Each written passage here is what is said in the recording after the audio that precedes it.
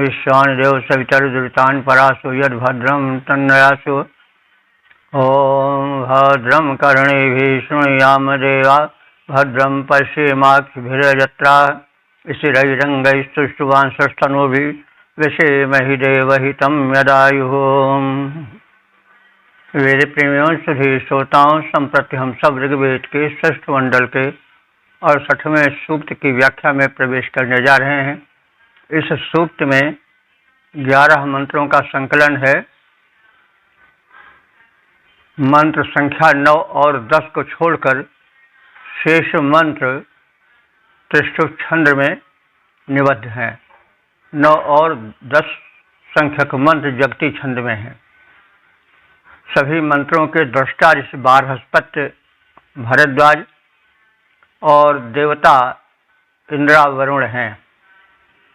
इस सूक्त के प्रथम मंत्र का शीर्षक है इंद्र वरुण देवों के निमित्त महत यज्ञ आयोजन का कथन। अब संबंधित मंत्र का सर्वप्रथम सस्वर पाठ हो जाए।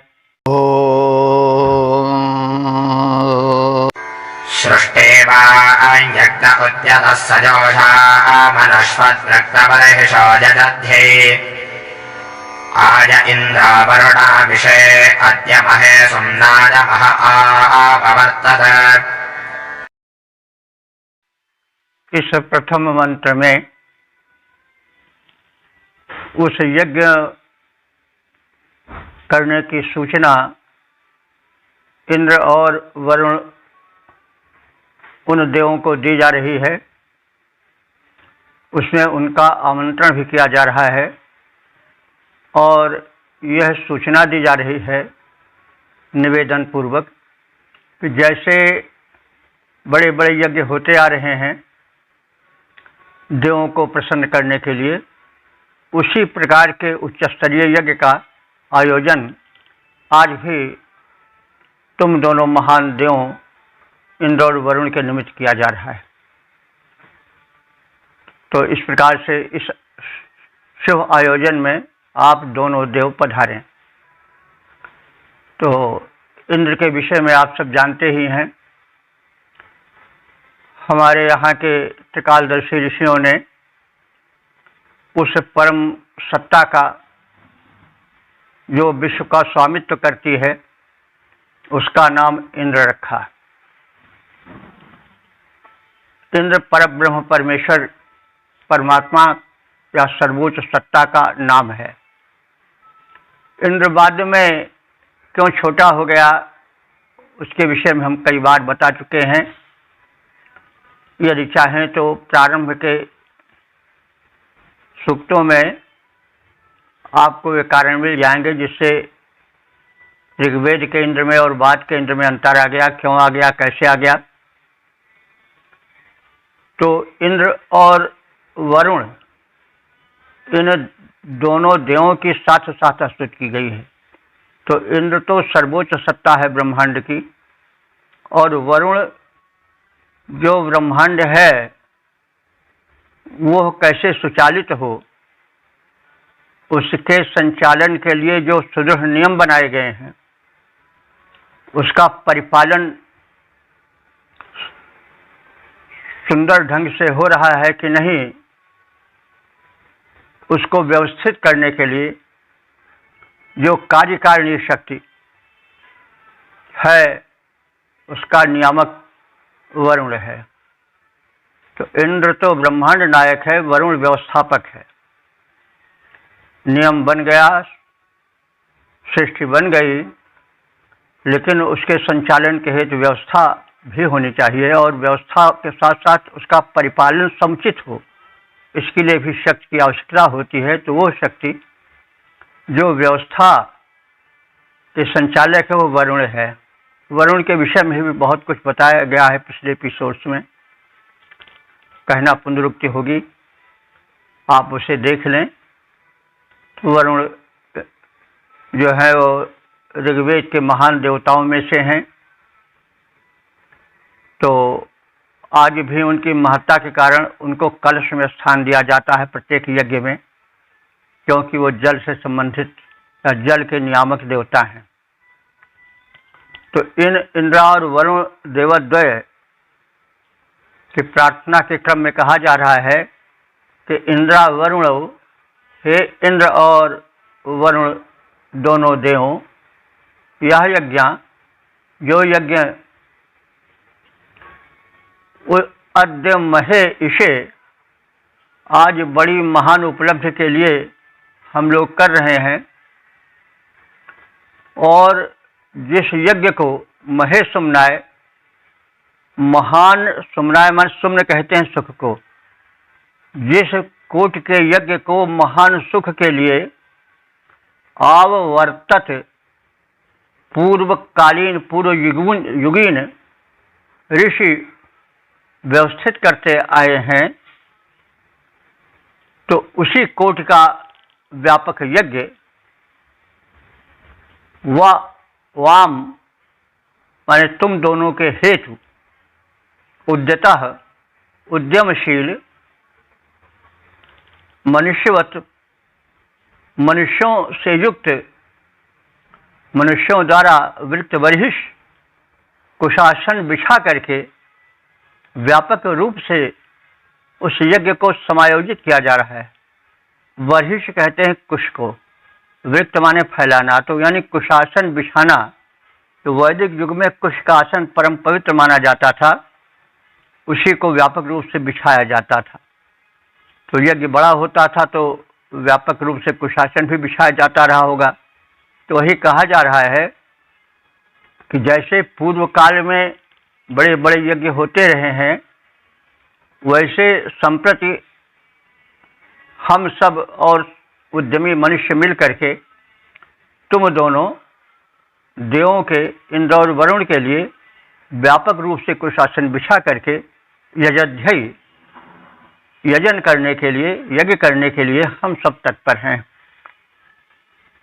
तो हे इंद्र और हे वरुण देव, जो यज्ञ उद्यमी मानवों द्वारा विस्तृत आसन बिछाकर महान सुख की पूर्ति के लिए पहले किए जाते रहे हैं, उसी स्तर के, उसी कोट के अनुसार या उसी के अनुसरण पर यह यज्ञ हम सब आज सोत्साह तुम्हारे निमित्त कर रहे हैं। तो यज्ञ आर्यों का जीवन यज्ञीय जीवन था। यज्ञ अनिवार्य अंग था। यज्ञ में व्यापकता होती थी, अग्नि प्रज्वलन होता था, कुशासन बिछाए जाते थे, आहुतियाँ डाली जाती थी, मंत्रोच्चारण द्वारा वातावरण गुंजित किया जाता था। यज्ञ धूम से चारों ओर व्यापकता और चारों ओर से पवित्रता का प्रसार होता था। रोग के कृमि उसके द्वारा नष्ट होते थे, वातावरण का परिशोधन होता था। और इस प्रकार से इस यज्ञ जो ऋग्वेदिक कालीन यज्ञ थे, उसी कारण से उस समय सतयुग था, यानी रोग शोक पीड़ा का अभाव था। यज्ञ जीवन दान पूर्ण जीवन होता है और पर्यावरण के शोधन का मुख्य साधन होता है। यज्ञ में बड़े बड़े विद्वान आते थे, युगीन समस्याओं पर विचार विनिमय होता था, सामाजिक सौहार्द बढ़ाने के लिए चिंतन होते थे। तो यज्ञ जो इस मंत्र में कहा गया है इंद्र और वरुण को संबोधित करके, कि यह यज्ञ उसी कोट का है जिस कोट के यज्ञ पहले बड़े बड़े देवताओं को प्रसन्न करने के लिए किए जाते थे। तो विस्तृत आसन को बिछा किया जाता जो उद्यमी जनों द्वारा, विस्तृत आसन को बिछा किया जाता जो उद्यमी जनों द्वारा, जिसमें महान सुख पाने का है लक्ष्य निहित रहता सारा। अब उसी कोट का यज्ञ हो रहा है देव तेरे निमित्त। हे इंद्र वरुण देव, आओ बैठो तुम उभय उदार चित्त। ओम वेद प्रेम सुधेशोतां संप्रति हम सब ऋग्वेद के षष्ठ मंडल के 68वें सूक्त के दूसरे मंत्र की व्याख्या में प्रवेश करने जा रहे हैं। मंत्र शारिस्वास्पत्य भरद्वाज, छंद त्रिष्टुप, देवता इंद्र वरुण, और शीर्षक है इंद्र वरुण की महत्ता का कथन। अब संबंधित मंत्र का सर्वप्रथम सस्वर पाठ हो जाए। ताहि श्रेष्ठा देवता तुजाशोराणां शमिष्ठा ताहि भूताम् मघो नाम मम्हिष्ठातु विशुष्मरतेन वृत्रतुरा सर्वसेना। इस दूसरे मंत्र में महान देव इंद्र और वरुण की प्रशंसा है और उनकी महत्ता का परिचय। तो ही देवताता श्रेष्ठा तुजा, ता ही माने ता मतलब तब होगा, क्योंकि जब रूप चलता है तो लौकिक संस्कृत में तव हो जाता है, लेकिन वैदिक संस्कृत में ता रहता है। तो ता ही, ता माने वे दोनों निश्चय रूप से देवताता, देवों में श्रेष्ठ हैं और देवों में व्यापक हैं। तुजा शत्रु संहारक वीर हैं। ता ही यानी तो ही वे दोनों वीर इंद्र और वरुण शूराणाम सविष्ठाभूतम, अत्यंत शूरवीर बलवान हैं। मघो नाम मंघिष्ठा, वे धनवानों में, मघो नाम माने धनवानों के मध्य, मंघिष्ठा माने बहुत बढ़े चढ़े हैं। और तुवि सुषमा, वे प्रबल पराक्रम से परिपूर्ण हैं। सुषम कहते हैं बल को, तुवि माने व्यापक। रितेन, ये सत्य द्वारा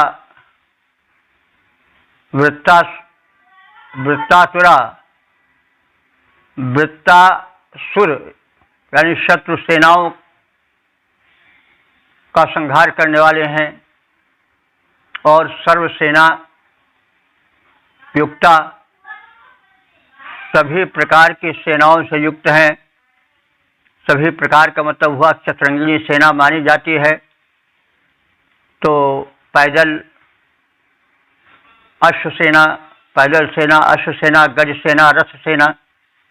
प्राचीन जो सेना का विभाजन होता था वह 4 भागों में होता था, चतुरंगिणी। तो उसमें पैदल सिपाही होते थे, कुछ जो उससे बढ़कर होते थे वो अश्वार माने अश्वारोही होते थे। अश्वसेना होती थी, गज सेना होती थी और रथ सेना होती थी। रथ सेना सर्वोपरि मानी जाती थी, चतुरंगिणी सेना होती थी। तो ये सर्व सेना, ये दोनों वीर सभी प्रकार की सेनाओं से युक्त हैं। आजकल तो 3 ही सेना के भाग हैं, जल थल नभ, लेकिन प्राचीन काल में सेना का वर्गीकरण 4 रूपों में था। तो संपूर्ण सेना, संपूर्ण बल माना जाता था। तो ये जो दोनों वीर हैं इंद्र और वरुण, ये शत्रु निवारक हैं, संहारक हैं और सब प्रकार की सेनाओं से युक्त हैं। सर्व सेना, सभी प्रकार की सेना वाले हैं। ये इंद्र और वरुण दोनों देवों में, ये दोनों सभी देवों में श्रेष्ठ देव हैं। महान बल और महान धन वैभव से परिपूर्ण है। अनेक बलों से परिपूर्ण ये देवद्वय महान हैं। ये सत्य बल संपन्न और शत्रु संहारिणी सभी प्रकार की सेनाओं से युक्त हैं। यानी सेना के चारों भाग पैदल, अश्व, गज और रथ इन सेनाओं से युक्त हैं, यानी सेना के सभी कोटि इनके सेना में सम्मिलित हैं। इंद्र वरुण ये उभय देव देवों में है सबसे प्रधान, इनमें महान बल भरा हुआ, इनमें धन वैभव है महान। ये सत्य शक्ति संपन्न और हैं सभी कोट की सेनाएं, जिनमें अजेय बल और शत्रु संहारण की हैं क्षमताएं, जिनमें अजेय बल और शत्रु संहारण की हैं क्षमताएं। और वेद प्रेमियों सुधीर श्रोताओं, संप्रति हम सब ऋग्वेद के षष्ठ मंडल के 68वें सूक्त के तीसरे मंत्र की व्याख्या में प्रवेश करने जा रहे हैं। मंत्र दृष्टा इस बृहस्पति भरद्वाज, छंद त्रिष्टुप, देवता इंद्रावरुण और शीर्षक है इंद्र एवं वरुण की महत्ता। अब संबंधित मंत्र का सर्वप्रथम सस्वर पाठ हो जाए। ताग्रणेः नमस्येभिः शोषैः सुम्नेभिरिन्द्रावरुणा चकाना वज्रेणान्यः शवसा हन्त्यवृत्रं द्विशक्त्यन्यो वृजने एष विप्राः। इस तीसरे मंत्र में इंद्र और वरुण देवों की उपासना का सुंदर फल और उनकी उपासना की सम्मति दी गई है। उपासकों से आग्रह किया गया है कि हे उपासकों, नमस्ते भी सुषै सुमनई, नमस्ते भी माने नमस्कार पूर्वक प्रस्तुत किए गए, सुषै माने उत्तम बलशाली, सुमनई माने सुख कारक स्तोत्रों से, स्तुति मंत्रों से इन देवद्वय की प्रार्थना की जाए। ता चकाना इंद्रा वरुणा, ता माने उन दोनों, चकाना माने तेजस्वी, इंद्रा वरुणा इंद्र और वरुण देवों की गृणी ही स्तुति करो हे उपासकों। तो हे उपासकों, तुम नमस्कार पूर्वक, नमन पूर्वक उत्तम शक्तिशाली ओजस्वी स्तोत्रों से इंद्र और वरुण जो परम तेजस्वी हैं उनकी स्तुतियाँ करो। उन दोनों में से एक वज्रेण शवसा, वज्र के बल से, तो उन दोनों में से एक माने इंद्र, ये देवद्वय हैं। इन दोनों में से एक जो प्रधान देव है इंद्र, वह वज्र के द्वारा, शवसा पराक्रम के द्वारा, शव माने पराक्रम होता है, वज्र के द्वारा अपने बल के द्वारा वृत्रम हंत, वृत्तासुरों का, दुष्टों का संहार करता है। अन्य दूसरा जो वीर है वरुण, वह वृजनेषु शिशक्ति, साधकों के, उपासकों के, भक्तों के संकट में पड़ जाने पर शिशक्ति उनकी सहायता करता है। तो वृजनेषु संकटों के आ जाने पर शिशक्ति सहायता करता है उपासकों की और उनको कष्टों से पार लगाता है। हे उपासकों, नमस्कार पूर्वक उत्तम बलशाली स्तोत्रों से उन तेजस्वी इंद्र और वरुण की स्तुति करो। इन दोनों में से एक देव इंद्र वज्र द्वारा, अपने परम पराक्रम द्वारा वृत्तासुर के सैन्य का संहार करता है और दूसरा देव वरुण संकट में पड़ जाने पर उपासकों की सहायता करता है। इसलिए इनकी स्तुति उत्तम बलशाली भाव भरे ओजस्वी स्तोत्रों से हो जानी चाहिए। नमन पूर्वक इंद्र वरुण की उत्तम स्तुति गाओ, नमन पूर्वक इंद्र वरुण की उत्तम स्तुति गाओ। इन देवों को कर प्रसन्न अपने अनुकूल बनाओ। इंद्रवृत्त का वध करता है वज्र शक्ति के द्वारा। वरुण संकटापन्न भक्त को करता नित्य उबारा। ओम वेद प्रेमियों सुधी श्रोताओं, संप्रति हम सब ऋग्वेद के षष्ठ मंडल के 68वें सूक्त के चौथे मंत्र की व्याख्या में प्रवेश करने जा रहे हैं। मंत्र दृष्टा ऋषि बारहस्पत्य भारद्वाज छंद तिष्ठुप देवता इंद्र वरुण। शीर्षक है सर्वश्रेष्ठ देव इंद्र और वरुण। अब संबंधित मंत्र का सर्वप्रथम सस्वर पाठ हो जाए। नाश्चयन्नरश्च वावृधन्त विश्वे देवासो नरां स्वगोऽर्ताः प्रयेभ्य इन्द्रावरुणा महित्वा द्यौश्च पृथिवीभूत पूर्वे। चौथे मंत्र में यह बताया गया है कि भले ही अनेक देवी देवता हैं, सभी उपास्य हैं, किंतु उनमें सबसे बढ़ चढ़ करके जो है वो ये इंद्र और वरुण देव है। तो ग्नाह च नरः च वा वृधन्त। ग्नाह ग्ना कहते हैं स्त्री को, च और नरः च जो पुरुष रूप है। तो स्त्रियों में भी यानी देवताओं में भी कोटियां की गई हैं, कुछ देवियां हैं कुछ देवता हैं। तो देवों में जो ग्ना है, ग्ना माने नारियां हैं, देवियां हैं, और जो नर हैं देवता हैं, और जो वावृधंत माने बढ़ चढ़ करके हैं शक्ति में। विश्व देवासा जितने समस्त देव हैं, जो नराम स्वगूरता, जो नर हैं माने नेतृत्व विधायक हैं, और स्वगूरता अपने ही बल से बलशाली हैं, उद्यमी हैं, वो भले ही कितने बढ़ गए हों। देव चा पृथ्वी चा, देव माने द्युलोक, पृथ्वी माने भूलोक। द्युलोक और भूलोक उर्वी ये बड़े विशाल हैं, बड़े व्यापक हैं, अनंत है। भले ही ये कितने बढ़े चढ़े हों तो भी एभ्यः इन देवद्वय मैंने इंद्र और वरुण से बढ़ चढ़कर नहीं है।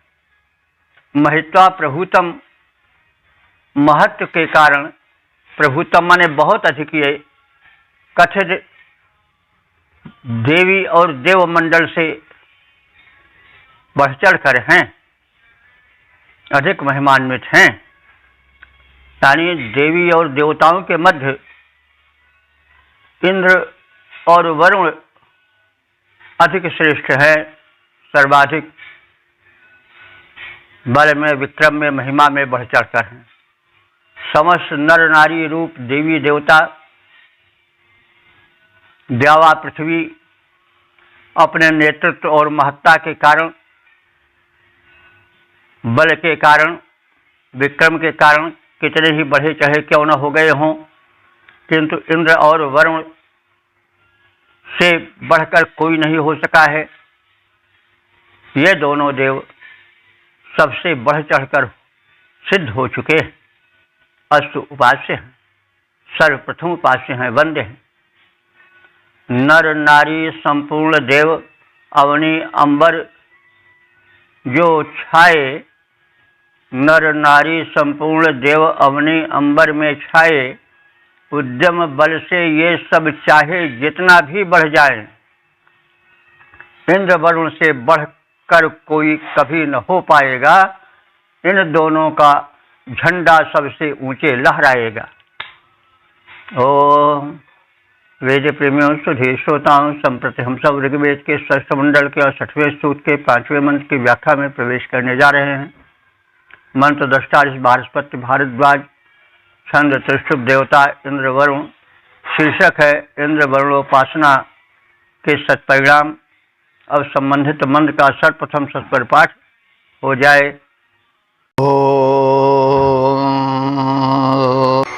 स इत्सदानस्ववाङ्घृतामेन्द्रायो वाम्बरुणदाशदित्मन् ईशासद्विषस्तरेद्दास्वान्वं सत्रजिं व्रजिमतश्च जनान्।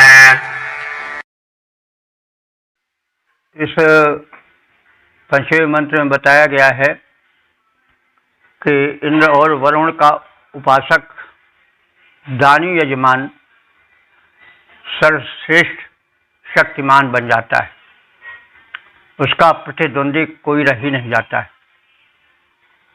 तो दान का महत्व और इंद्र वरुण की उपासना का महत्व इसमें प्रतिपादित किया गया है। स इत सुदानु, वह उपासक सचमुच उत्तम दाता है। स्ववान ऋजाता, वह जो आत्मशक्ति से परिपूरित है उपासक वह, और जो ऋजुपथगामी है, सरल मार्ग से सच्चाई के रास्ते पर चलने वाला है, वह साधक, और वह साधक, वह यजमान जो इंद्र और वरुण देवों को उपासना से प्रसन्न करता है।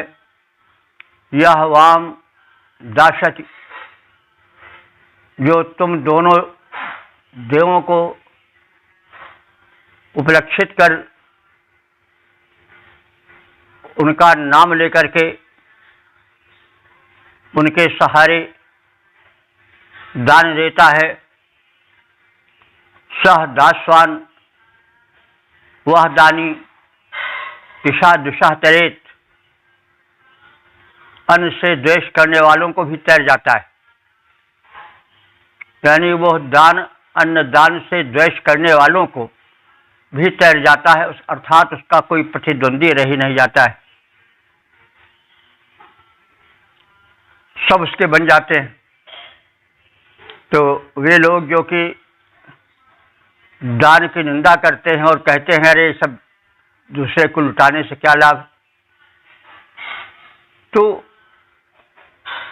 जो वास्तव में दानी है और दान मार्ग का अनुगामी है, वह अंत में इतना बढ़ जाता है कि जो दान की निंदा करने वाले हैं, कृपण हैं, उनको झुकना ही पड़ता है। और इस प्रकार से उस दानी इंद्र वरुण के उपासक का प्रतिद्वंदी कोई रह ही नहीं जाता है, सब उसके आगे अंत में सिर झुकाते हैं कि तुम ही भाई सही थे, हम ही गलत थे। क्योंकि जब कोई आलोचकों की चिंता न करके अपने साधन मार्ग में, अपने शुभ कर्मों में निरंतर बढ़ता जाता है, तो अंत में जो विरोधी होते हैं उनको घुटने टेकने ही पड़ जाते हैं। वे पराजय होते हैं, विरोधी भी उसके अनुरोधी यानी उसके आगे पराजित होकर के उस दानी के जीवन के प्रशंसक बन जाते हैं। और वो इतना समर्थ हो जाता है, इतना अधिक सक्षम हो जाता है, जो इन देवद्वय की उपासना के साथ दान देता है कि रैवतः जनान च रैम वंशत। रैवतः माने धनवानों को भी, रैवतः जनान माने, रई माने होता है धन, वतः माने वाले, यानी जो धन वाले मनुष्य हैं, जो धनी मनुष्य हैं, उनको भी रईम वंशत, वो धन देने में सक्षम हो जाता है। यानी इतनी धनवत्ता, इतनी संपन्नता उस दानी में आ जाती है कि दान देने से उसका कोष खाली नहीं होता, अपितु बढ़ता ही जाता है। और वो इतना सक्षम हो जाता है कि जो धनी हैं उनको भी दान देने में दान देने हेतु उसमें क्षमता आ जाती है। तो भाई दान वृत्ति से कभी अभाव नहीं आता है। दान वृत्ति से कब अभाव की स्थिति आ पाती है? सरिता जितना देती पीछे से उतना पाती है। दान भाव से कब या दान वृत्ति से कब अभाव की स्थिति आ पाती है? सरिता जितना देती पीछे से उतना पाती है। किंतु पड़ा रहता सरवर जो जल संपदा समेटे, सारा सलिल सूख जाता है उसका लेटे लेटे। तो दान वृत्ति से कभी अभाव नहीं आता है। जितना दोगे उससे अधिक पाओगे। इसलिए वे लोग जो कि दान वृत्ति को त्याग करके केवल ग्रहण वृत्ति को अपनाते हैं, वे धोखे में पड़े रह जाते हैं। तो इस तरह से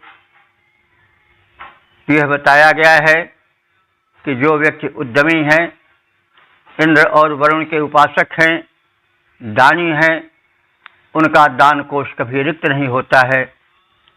वे विरोधियों को भी परास्त कर देते हैं और धनिकों को भी धन देने के योग्य बन जाते हैं, दान के योग्य बन जाते हैं। यानी निरंतर उनके कोष में समृद्धि बढ़ती ही जाती। वह सचमुच उत्तम दाता है जो आत्मशक्ति से युक्त ऋजु पथगामी है, सरल मार्ग पर चलने वाला है, पुण्य पथ पर बढ़ने वाला है। हे इंद्र और वरुण देव, जो तुम दोनों को हव्यान्न प्रदान करता है, वो दाता अन्न धन से परिपूरित होकर के शत्रुओं का अस्तित्व मिटा देता है। अर्थात उसका कोई विरोधी रह ही नहीं जाता है। अंत में विरोधियों को भी उसके आगे नतमस्तक होना पड़ता है। तो सब उसके अपने बन जाते हैं उसकी उदार वृत्ति के कारण। वह इतना समृद्ध हो जाता है कि धनवानों को भी धन देने में सक्षम बन जाता है। हे इंद्र वरुण देवों, तुमको सादर हव्य चाहता है। हे इंद्र वरुण देवों, जो तुमको सादर हव्य चाहता है, जो सरल आत्मबल युक्त और जो अन्न दान का दाता है, उसके न शत्रु रह जाते हैं, उसके न शत्रु रह जाते हैं। वह प्रेम सभी का पाता है, धनवानों को भी धन देता, इतना समृद्ध बन जाता है। ओम वेद प्रेमियों सुधी श्रोताओं, संप्रति हम सब ऋग्वेद के 6ठ मंडल के 68वें सूक्त के 6ठे मंत्र की व्याख्या में प्रवेश करने जा रहे हैं। मंत्र दृष्टा बृहस्पति भरद्वाज, छंद तिष्ठुप, देवता इंद्र वरुण और शीर्षक है धनैश्वर्य प्राप्ति हेतु प्रार्थना। अब संबंधित मंत्र का सर्वप्रथम सस्वर पाठ हो जाए। यञ्जबन्दाश्वत्थराजदेवा रजन्धत्था वसवन्दम् वरक्षम् अस्मे स इन्द्रावरुडावपिष्यात् प्रजा भनक्त्यमनुषामशस्तेः। इस 6ठे मंत्र में यह प्रार्थना इंद्र और वरुण देव से की गई है कि वे जैसे दानियों को प्रचुर धन देते रहे हैं, वैसे हमें भी दें और इतना धन दें कि लोग इस प्रकार से प्रभावित हों कि जो विरोधी थे वे भी अनुरोधी बन जाएं, वे भी प्रशंसक बन जाएं। क्योंकि प्रारंभ में कुछ लोग आलोचक भी होते हैं, प्रायः अरे ये सब दिखावे में कर रहे हैं दान, इससे क्या होता है उससे क्या होता है। तो कभी कभी लोग विचलित हो जाते हैं कि भाई जब यही सुनना है कि कोई इसकी कदर नहीं करता है तो क्यों हम अपना पैसा दूसरों को दें। लेकिन जो निंदकों की परवाह नहीं करता है और देता ही जाता है, तो अंत में निंदकों को परास्त होना पड़ता है और वे उसके प्रशंसक बन जाते हैं। यही भाव इसमें छिपा हुआ है। इंद्रा वरुण, हे इंद्र और वरुण देवों, एवं तुम दोनों, दास अध्वराय, दास माने दानी, अध्वराय माने यज्ञ करने वाले के लिए, वसुमंतम पुरुक्षम यम रईम धत्थ, वसुमंतम माने ऐश्वर्य युक्त, पुरुक्षम माने बहुत अधिक, यम रईम जिस प्रकार के धन समृद्धियों को धत्थ माने देते आए हो, वैसे असमय अपस्यात् हमें भी दो। यह वनुषाम, और इतना दो कि वनुषाम माने निंदकों को, वनुष कहते निंदक को, इतना धन दो कि वनुषाम निंदकों की निंदा को वह नष्ट कर दे। वनुषाम अशस्ति प्रभनक्ति, वह निंदकों के निंदा को रोक दे। मतलब इतना हमें दो कि हम निरंतर प्रदान करते रहें, अंत में जो आलोचक हैं वे भी मजबूर हो जाएं प्रशंसा करने के लिए।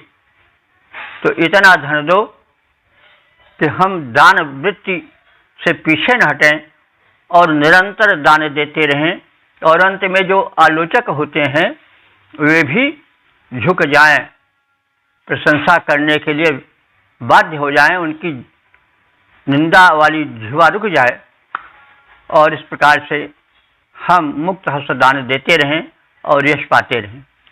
तो हे इंद्र और वरुण देव, तुम दानी यजमान को, अहिंसक भक्त को जैसे अन्न और धन ऐश्वर्य देते आए हो, वैसे ही हमें भी धन ऐश्वर्य प्रदान करते रहो।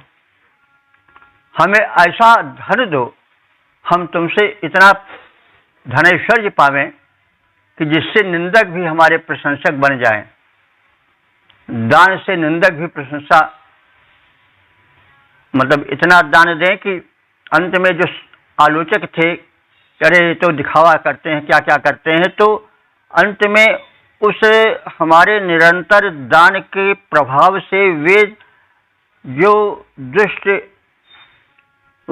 लोग आलोचक बन करके विपरीत वाणी का उच्चारण करते थे, वे भी दब जाएं। तो क्योंकि हम अपनी दान परंपरा में इतने बढ़े रहें कि उन्हें नम्र होना ही पड़े, उन्हें प्रशंसक बन जाना पड़े। दानी को और अहिंसक को देते धन और अन्न जैसा, दानी को और अहिंसक को तुम दिए अन्न धन हो जैसा, हे इंद्र वरुण देव, हमको भी दो धन और अन्न वैसा। ऐसा धन देव प्रदान करो, ऐसा धन देव प्रदान करो, अपने मन में करुणा लाए, हम करें दान इतना जिससे निंदक भी प्रशंसक बन जाएं। ओम वेद प्रेमियों सभी श्रोताओं, संप्रति हम सब ऋग्वेद के षष्ठ मंडल के 8वें षष्ठ मंडल के 68वें सूक्त के 7वें मंत्र की व्याख्या में प्रवेश करने जा रहे हैं। मंत्र दृष्टा बारहस्पति भरद्वाज चंद्र त्रिष्टुप देवता इंद्र वरुण। शीर्षक है सिद्धिप्रद धन हेतु प्रार्थना। अब संबंधित मंत्र का सर्वप्रथम सस्वर पाठ हो जाए।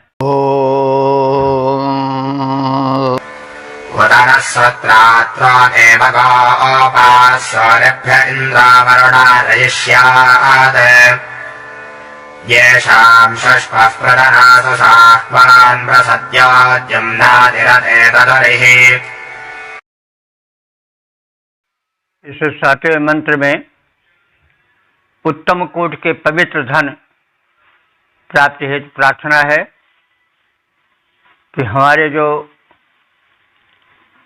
विद्वान हैं, जो उत्तम चेतना से युक्त हैं, उपासक हैं, वे दरिद्र न रहें, वे विपुल धनराशि पावें और पवित्र धनराशि पावें, जिसकी रक्षा देव शक्तियां भी करें, क्योंकि देव शक्तियां अपवित्र धन का रक्षण नहीं करती। अपवित्र धन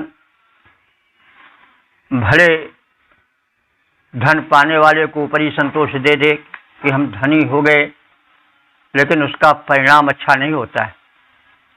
देव उस धन का संरक्षण नहीं करते हैं। उस धन को लुटाने वाले, नष्ट करने वाले पुत्र पौत्र पैदा हो जाते हैं,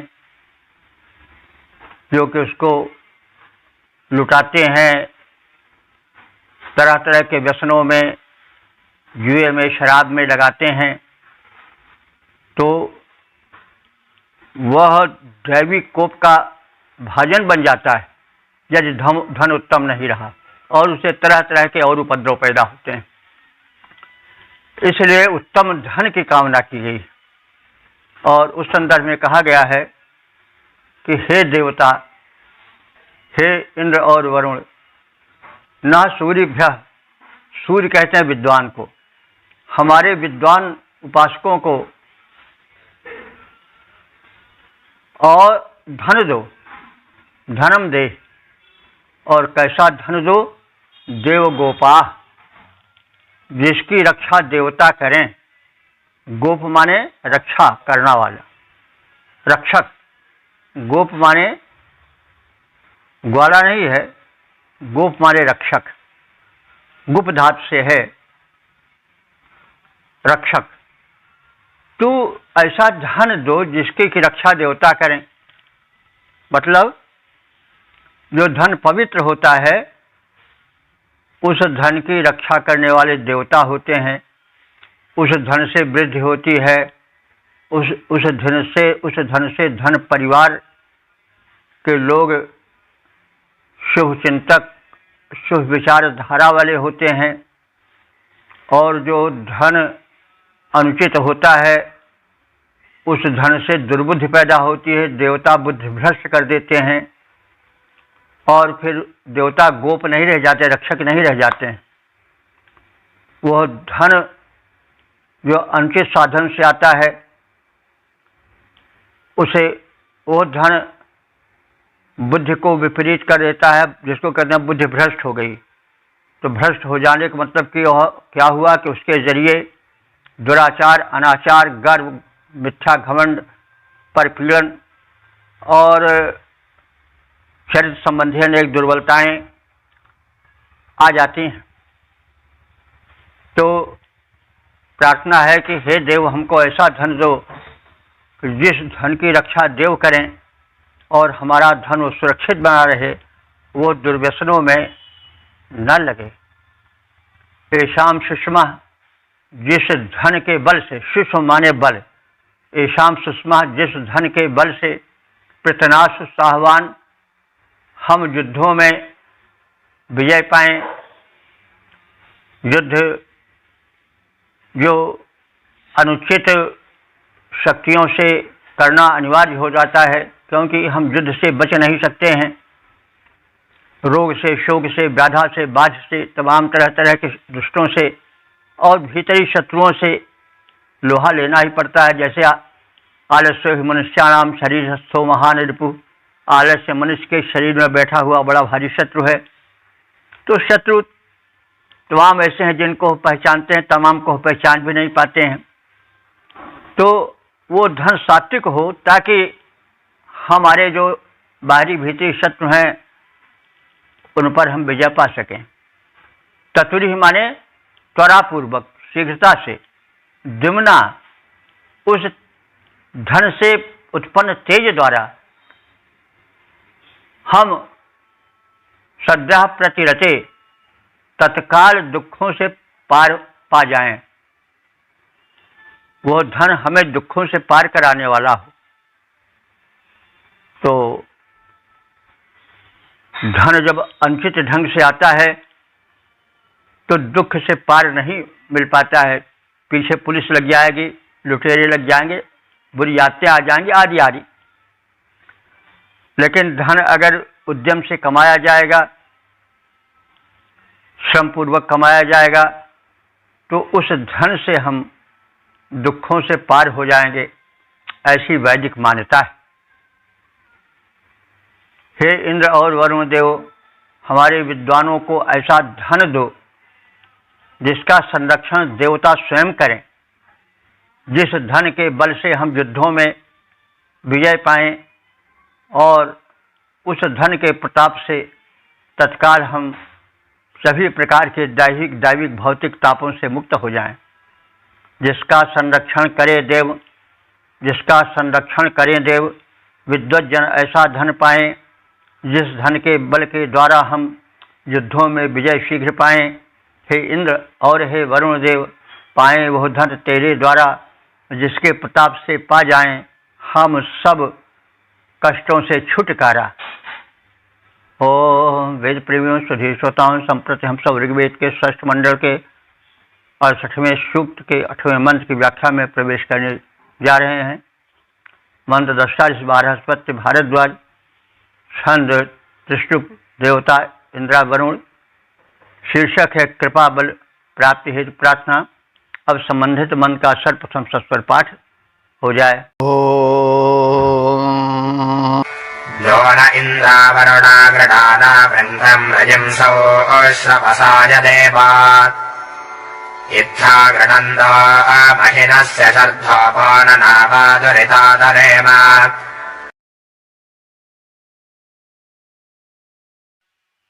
इस 8वें मंत्र में इंद्र और वरुण देवों से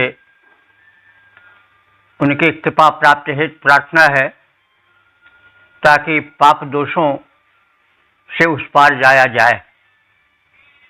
पाप और दोष पीड़क होते हैं, कष्ट पहुंचाने वाले होते हैं। कोई भी कष्ट होता है तो समझ लो कि उसके पीछे कोई पाप है, कोई दोष है। तो पाप दोष कई प्रकार के होते हैं, पीड़ाएं भी कई प्रकार की होती हैं। तो बहरहाल पाप और दोष ये अगर जीवन में ना रहें तो पीड़ा नहीं होगी।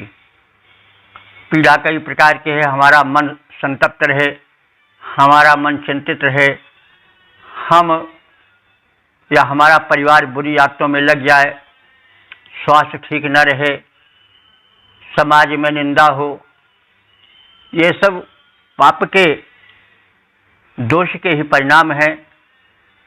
तो पाप दोष की सीमा बहुत बड़ी है, तो उसके विस्तार को समझ लेना परम आवश्यक है। जब व्यक्ति एकांगी चिंतन करता है तो वह चिंतन अधूरा होता है। यह समझना चाहिए, वैदिक ऋषि का सिद्धांत है कि कष्ट या कोई अप्रिय वस्तु किसी पाप या दोष के ही कारण आई है, हम जान सकें न जान सकें, पहचान सकें या न पहचान सकें, यह बात अलग है। तो इसलिए ऋषि के इस कथन पर ध्यान देने की आवश्यकता है और मन से, वचन से, कर्म से पापों से दूर रखना चाहिए। हम केवल कर्म से ही नहीं, मन से, वचन से भी अगर दुष्चिंतन किए, किसी का अहित चिंतन किए, किसी पापपूर्ण विचारधारा में बहे, तो भी पाप किसी न किसी रूप में लग ही जाता है। तो मनसा वाचा कर्मणा 3 प्रकार से होते हैं, कोई कर्म, शुभ कर्म भी, अशुभ कर्म भी।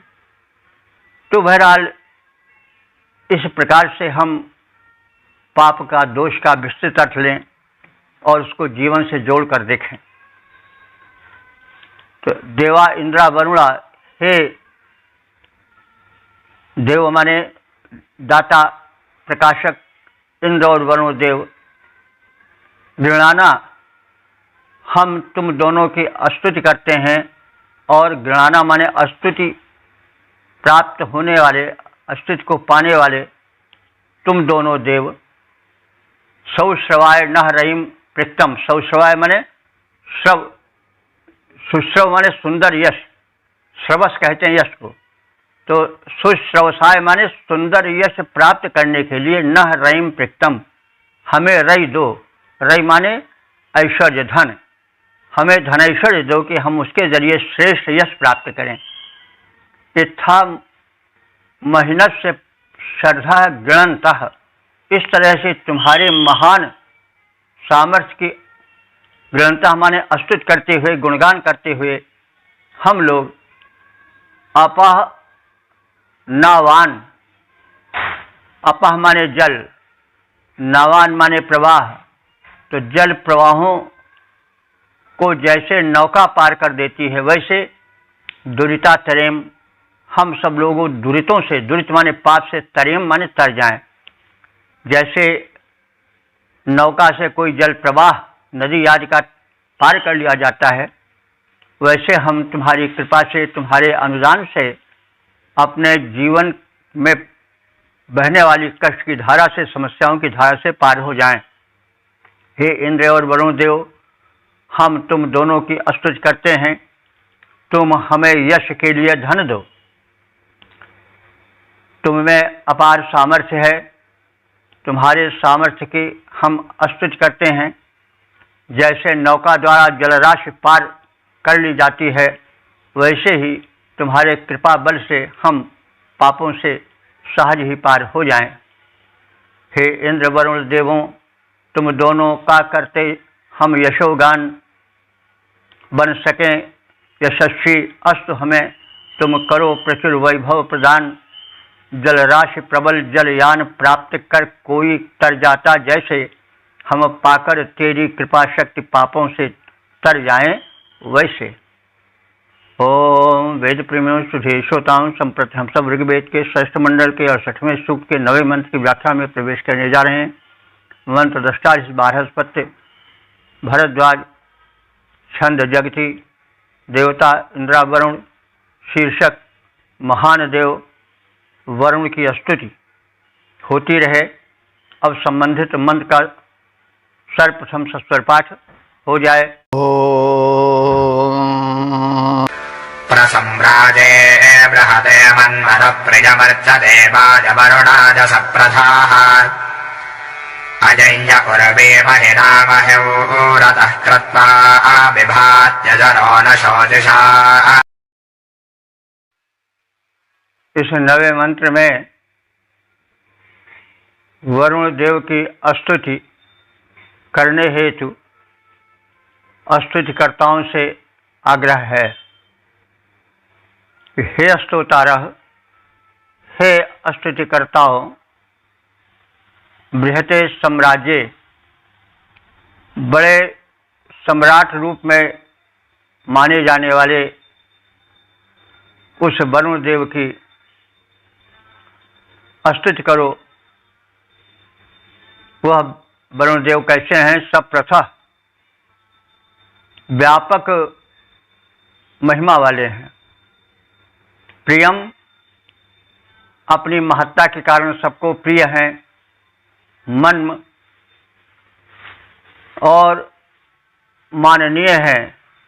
तो ऐसे देव का हे स्तोताओ, तुम सप्रथः प्रियम मन, तुम यशस्वी प्रिय ऐसे मान्य स्तोत्रों से, यानी वे स्तोत्र जो कि प्रिय हैं, प्यारे लगने वाले हैं, और सप्रथा माने व्यापक अर्थ आशय वाले हैं, और मन माने माननीय हैं, ऐसे स्तोत्रों से स्तुति करो।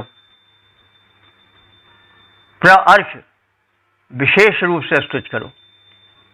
यह अयम महिव्रतः, यह वह वरुण देव हैं जो महिव्रतः माने महान व्रतशील हैं।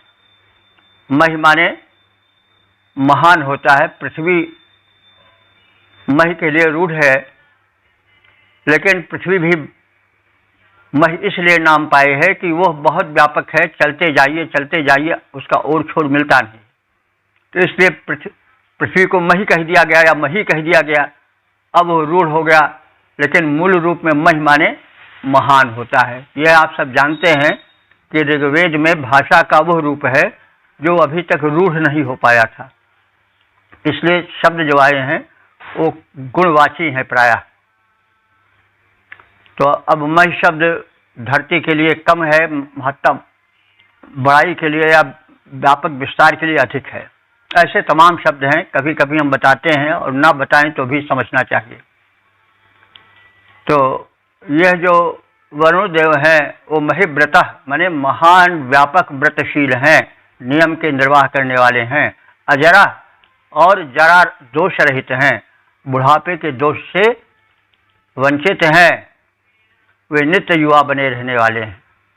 महीना उर्वी, महीना माने महिमा से, उर्वी माने विस्तृत हैं, और कृत्वा शोचिषा न विभाति, कृत्वा माने अपने कर्तृत्व से, शुभ कर्मों से, और शोचिषा, शोचिषा माने तेज से, ओज से, वे विभाति माने सुशोभित होते हैं, प्रकाशित होते हैं। ये देव बड़े तेजस्वी ओजस्वी हैं, इनका कर्म उत्तम है, इसलिए अपने कर्तव्य माने कर्म द्वारा, शोचिषा माने अपने तेज द्वारा, विभाति माने सुशोभित होते हैं। हे स्तुतिकर्ताओं, वरुण देव महान सम्राट हैं, वे तेजस्वी, जरा दोष रहित, महान कर्म करने वाले हैं, जो अपनी महिमा से पृथ्वी को प्रकाशित करते हैं, जो स्वयं प्रकाशित हैं। उन महाव्रती की स्तुति सुंदर प्रिय मान्य स्तोत्रों से करो, ऐसा अनुरोध है। वरुण देव सम्राट बड़े तेजस्वी, जरा रहित, महान करते महान कर्मों को हैं, वे महाव्रती, बल के निधान, वे अपनी महिमा के द्वारा भरते भूमंडल में प्रकाश माने जाने स्तोत्रों से उनकी स्तुतियाँ करो खास। ओम वेद प्रेमियों, सुधीर श्रोताओं, संप्रति हम सब ऋग्वेद के षष्ठ मंडल के 68वें सूक्त के 10वें मंत्र की व्याख्या में प्रवेश करने जा रहे हैं।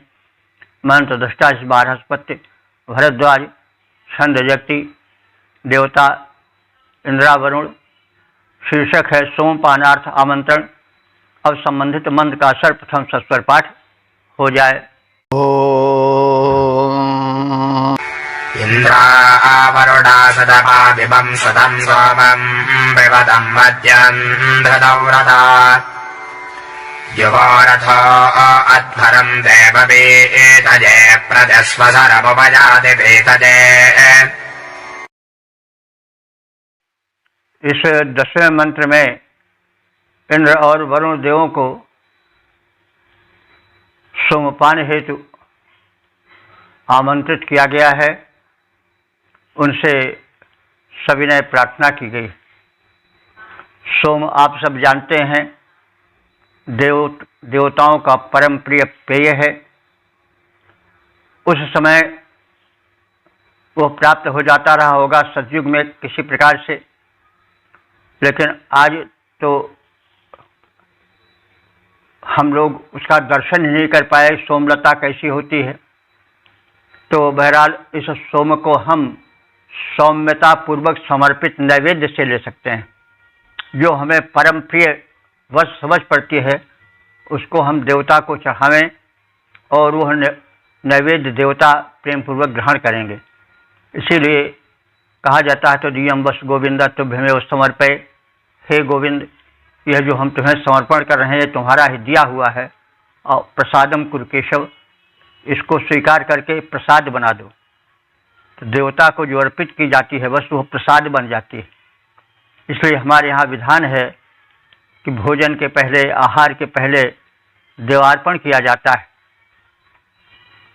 देवता उसके सूक्ष्म अंश को ले लेते हैं, लेकिन वो सामान्य भोजन नहीं रहता बल्कि प्रसाद बन जाता है।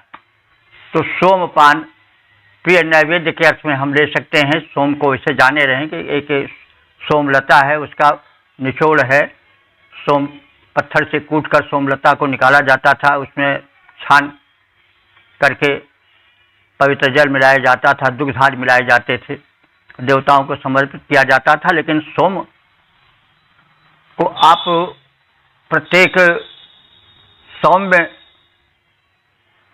प्रदान से, समर्पण से ले सकते हैं। तो सुतपौ, सुतपौ माने शोधित सोमपान करने वाले। इंद्रा वरुणा, हे इंद्र और वरुण देव धृतव्रता, तुम दोनों व्रत के पालन करता हो, धृतव्रत हो, बल मतलब व्रतधारी हो, धृतव्रता व्रतधारी हो। किसी शुभ कार्य के लिए कटिबद्ध होना ही व्रत धारण करना है। तो देव तो सदैव शुभ कार्य में कटिबद्ध रहते ही हैं, इसलिए धृतव्रत हैं। इमम माने इस, सुतम माने निचोड़ कर परिष्कृत किए गए, मध्यम सोमम पिबतम, मध्यम माने मस्त कर देने वाले, आनंददायक, सोमरस का पान करो, पिबतम द्विवचन है, तुम दोनों इस मध्य सोम का पान करो। तो मध्य माने आनंद प्रदायक। अब आजकल तो मध्य मदिरा के लिए प्रयोग होता है, लेकिन मूल रूप में मध्य शब्द जो है वो आनंददायक अर्थ में प्रयोग किया गया है ऋग्वेद में। तो मध्य माने मदिरा नहीं। बाद में सामान्य जन को मदिरा पी करके मस्ती आती थी, इसलिए उस मस्ती और के कारण उसको मध्य कहने लगे और फिर वो रूढ़ हो गया। तो आज तो कह दो भैया हमको मध्य दो, तो वो शराबे समझेंगे, क्योंकि मध्य जो है शराब के लिए रूढ़ हो गया है। लेकिन ऋग्वेद में रूढ़ नहीं है, वो प्रत्येक पवित्र पदार्थ मध्य कहा जाता था, और सोमरस विशेष मध्य था, सबसे शराब से नहीं जोड़ना चाहिए। मध्य माने आनंदप्रद। तो इस आनंदप्रद शोधित सोम का तुम दोनों पान करो। विवाम रथा, तुम दोनों का रथ जिससे तुम आते हो। सोम पीते, सोमपान के लिए। देव बीते, देवों की प्राप्ति के लिए। अधर्म प्रति, अहिंसक यज्ञ स्थान की ओर। पीते, सोमपानार्थ प्रति स्वसरम उपयाति, प्रत्येक यज्ञ स्थल पर तुम जाते हो। प्रति स्वसरम माने प्रत्येक यज्ञ स्थल पर, उपयात माने तुम दोनों जाते हो, यानी तुम दोनों जो हो यज्ञ प्रेमी हो और यज्ञों में जाते हो, इसलिए हमारे भी यज्ञ में आओ और सोमपान करो और सुख पाओ। हे सोमपाई इंद्र और वरुण देव, तुम दोनों व्रती हो। अस्तु, इस आनंदप्रद प्रस्तुत नैवेद्य सोमरस का पान करो। तुम दोनों का रथ सोमपान के लिए और देवत्व हेतु प्रत्येक यज्ञ स्थल पर पहुंचता ही है। हे सोमप इंद्र वरुण देव, तुम दोनों व्रतधारी महान। हे सोमप इंद्र वरुण देव, तुम दोनों व्रतधारी महान। निचुड़ा तैयार रखा दोनों, अब सुखद सोम रस करो पान। तुम दोनों का रथ गति वाला प्रत्येक यज्ञ में जाता है, तुम करो सोम का पान। अस्तु, वह तुम्हें वहां पर लाता है। ओम वेद प्रेमियों सभी श्रोताओं, संप्रति हम सब ऋग्वेद के षष्ठ मंडल के 68वें सूक्त के 11वें मंत्र की व्याख्या में प्रवेश करने जा रहे हैं। मंत्र दृष्टा ऋषि बृहस्पति भरद्वाज, छंद त्रिष्टुप, देवता इंद्रा वरुण। शीर्षक है सोमपानार्थ प्रार्थना। अब संबंधित मंत्र का सर्वप्रथम सस्वर पाठ हो जाए। ओम इन्द्रावरुणा मधुमत्तमस्य वृष्णः सोमस्य वृषणा वृषेथाम् इदम् वामन्धः परिषिक्तमस्मे आसत्यास्मिन् बर्हिषि मादजेथाम्। इस 11वें मंत्र में जो समापन का मंत्र है, इसमें इंद्र और वरुण इन दोनों देवों से सोमपान करने का आग्रह किया गया है। सोमपान जैसा आप सब जानते आए हैं कि देवों का प्रिय पेय था, इंद्र को विशेष प्रिय था। यह एक सात्विक आनंददायक पेय था जो कि सोमलता से निकाला जाता था।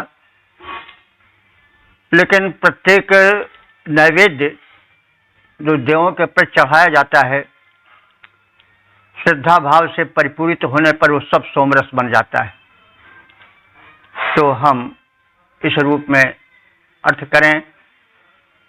सोम जो है वह ऋग्वेद में बड़ा महत्व पाए है। 3 देवता हैं मुख्य रूप से ऋग्वेद में। इंद्र प्रथम श्रेणी पर है, सबसे अधिक सूक्त इंद्र के हैं, दूसरा अग्नि, फिर तीसरा सोम। सोम विषयक बहुत अधिक सूक्त और मंत्र हैं, और यदि कहा जाए कि जिस शब्द का सबसे अधिक प्रयोग हुआ है ऋग्वेद में तो सोम ही है। तो सोम अब काल की गति है, जैसे कोई चीज बनती है, फिर अपने उत्कर्ष पर पहुंचती है, शिखर पर पहुंचती है, फिर नीचे गिर जाती है।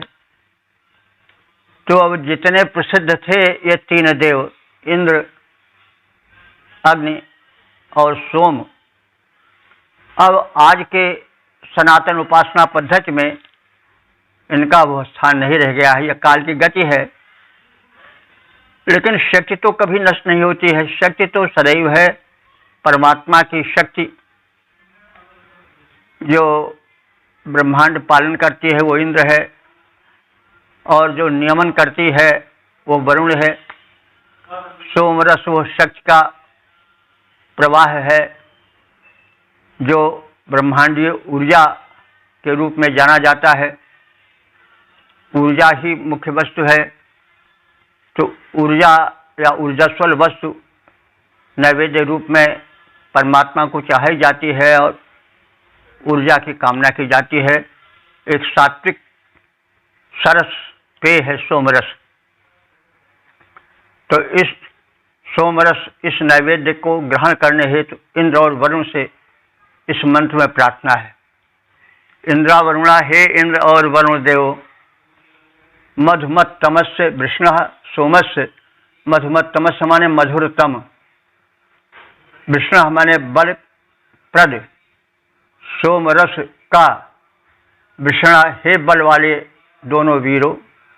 वृषभाम, तुम वृषथाम माने बलवान के साथ साथ वर्षक हो। वृषथ माने धन ऐश्वर्य की वर्षा करने वाले हो, और तुम इसका सोत्साह सेवन करो। इदम अंधा, अंध माने आहार, अन्न।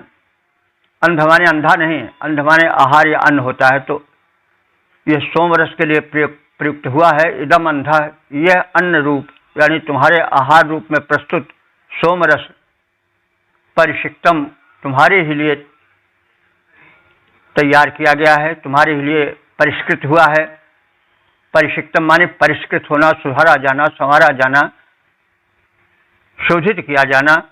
तो यह जो अंध है, तुम्हारा प्रिय अन्न है, आहार है, सोमरस तुम्हारे लिए परिशिक्त है, परिष्कृत है, शोधित है, छान कूट पीस कर तैयार किया गया है। अस्मिन बर्हिष आसद्य आओ, और इस बर्हिष माने कुशासन पर, आसाध्य माने बैठ जाओ, और बैठ करके अस्मय मादे थाम, इस आनंद प्रद सोम का पान करके, अस्मय माने हम सबको, मादे थाम माने प्रसन्न कर दो।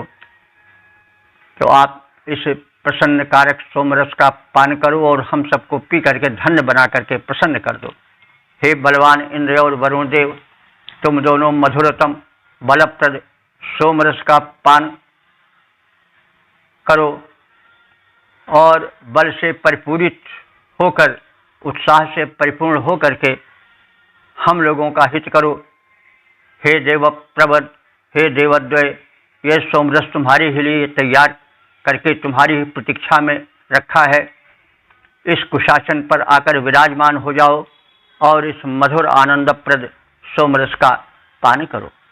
हे इंद्र और हे वरुण देव, तुम दोनों ही हो शक्तिमान, बलवर्धक, बलपूर्ण मधुरतम सोम सुरस का करो पान।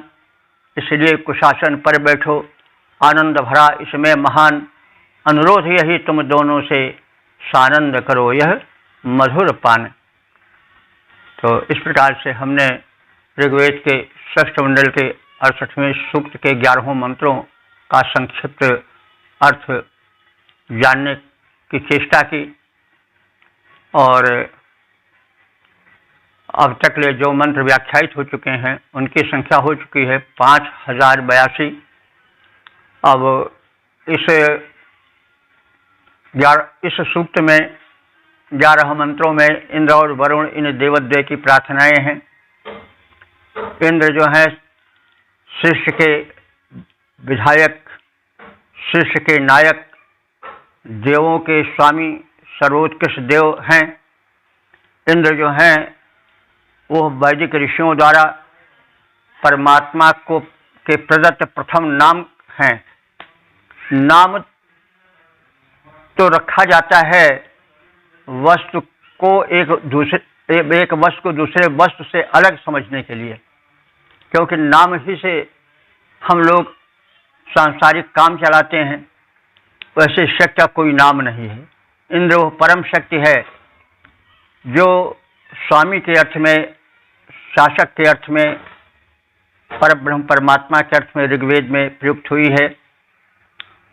अब शक्ति तो सदैव एक तरह से रहती है, उसके नाम पढ़ते रहे, कहीं राम, कहीं कृष्ण, कहीं अल्लाह, कहीं ईश्वर, कहीं कुछ, कहीं जो है वो गॉड के रूप में, कहीं किसी रूप में, शिव रूप में, या शक्ति तो एक ही है।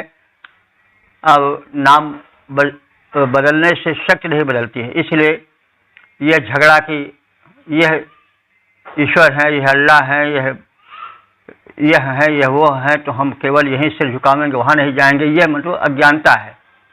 शक्ति एक है, नाम बदलने से रूप नहीं बदलता है। तो इसमें इंद्र और वरुण, इंद्र जो है वो सर्वश्रेष्ठ दैवी शक्तियों के सम्राट हैं। वरुण जो हैं वे व्यवस्थापक हैं, जो सृष्टि संचालन के नियम हैं उसमें व्यवस्था करते हैं, देखभाल करते हैं कि वे नियम पालित हो रहे हैं कि नहीं। जैसे शासन में विधान बनाया जाता है तो विधान पालन के लिए कार्यपालिका बनाई जाती है, और कार्यपालिका में मतलब ये सब आए, पुलिस आई, पलटन आई, और तमाम कलेक्टर, कमिश्नर और सब क्षेत्रों के अधिकारी आए, जो कि नियमों का पालन हो रहा है कि नहीं इसे देखते हैं। तो ऐसे वरुण जो हैं उस शिष्ट विषयक जो व्यवस्था इंद्र द्वारा बनाई गई उसका निरीक्षण करते हैं। तो इसलिए इन दोनों को एक साथ देखा गया है। इंद्र और वरुण को इनकी प्रार्थनाएं की गई हैं, इनके बल की महत्ता बताई गई है। यज्ञ में शुभकर्म में आने हेतु इन्हें आमंत्रित किया गया है। इनका प्रिय सोमरस इन्हें प्रदान किया गया है और इनसे धनैश्वर्य की कामना की गई है। और धनैश्वर्य इसलिए चाहा गया है कि वो दान दिया जाए और उस दान से कोई द्वेषी रह न जाए। वे लोग जो शुभ कर्म की समालोचना करते हैं वे अंत में दान व्यवस्था को देख करके इतने प्रभावित हों कि उनकी जिह्वा बंद हो जाए और वे अनुचर बन जाएं, कायल बन जाएं उन लोगों के जो दान दे रहे हैं, शुभ कर्म कर रहे हैं। तो इस प्रकार से आप जानते हैं कि दो संस्कृतियां पल रही थीं। एक संस्कृत आर्य संस्कृत थी जो कि त्याग प्रधान संस्कृत थी। वो भोग भी मतलब ऐसा नहीं कि बिल्कुल निहंगम बन के रहो, वो धन चाहती थी, लेकिन धन को चाहने के बाद दान में लगाने वाली थी। एक दूसरी संस्कृत पल रही थी, असुर संस्कृत, दानव संस्कृत, देव संस्कृत के विरुद्ध, जो यह कहती थी तो बेवकूफ़ी है, अन्न को जाके झोंक दो आग में, और यह ऐसा धर्म हम धर्म नहीं मानते हैं, धन कमाते हो धन को ऐसे मौज मस्ती करो। तो ये विचारों की टकराहट थी। तो यह टकराहट पहले भी थी, आज भी है। तो वैसे ये सब हैं तो देव दानो मानो, ये सब एक ही माता पिता के, एक ही पिता के संतान हैं, कश्यप के हैं सब। लेकिन बाद में विचारधारा संस्कृतियां भिन्न भिन्न हो गई तो संघर्ष भी बढ़ गया, लेकिन सब मिला करके एक हैं। तो जब विचारधाराएं हो जाती हैं तो टक्कर हो जाता है विचारधाराओं में। तो वास्तव में जो देव संस्कृत है वो देय प्रधान है, वो खूब कमाओ, खाओ और खिलाओ, और एक है कि नहीं खूब खाओ न किसी को दो, आप मौज उड़ाओ। तो यह दो संस्कृतियाँ थीं, आज भी हैं, पहले भी थी। तो यही टक्कर था, संघर्ष था दोनों में। तो इंद्र और वरुण देव से प्रार्थना की गई है कि वे धन दें, ऐश्वर्य दें, लेकिन हम में दान वृत्ति बढ़ावें। और जो विरोधी हैं, आलोचक हैं, वे भी हमारी दान परंपरा को देख करके अंत में प्रशंसा करने के लिए बाध्य हो जाएं। यही सब बातें इस सूक्त में बताई गई हैं। तो अब हम इसको समझें, सुने, प्रचार करें, प्रसार करें और अपने जीवन को वैदिक सांचे में ढालें। वेद जो है वो सबके लिए बनाया गया है, किसी एक के लिए नहीं। संसार में सबसे प्राचीन भाषा, सबसे संदेश प्रथम जो दिया गया है भाषा के माध्यम से, वो ऋग्वेद है। तो इसलिए इसकी महत्ता को समझना चाहिए।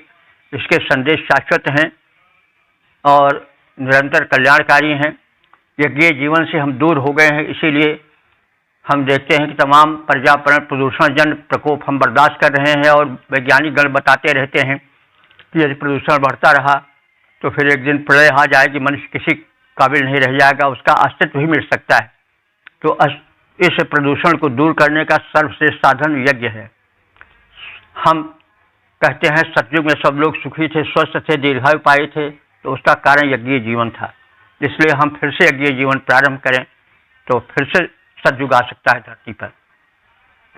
ओम सर्वे भवन्तु सुखिनः, सर्वे सन्तु निरामयाः, सर्वे भद्राणि पश्यन्तु, मा कश्चित् दुःख भाग् भवेत्।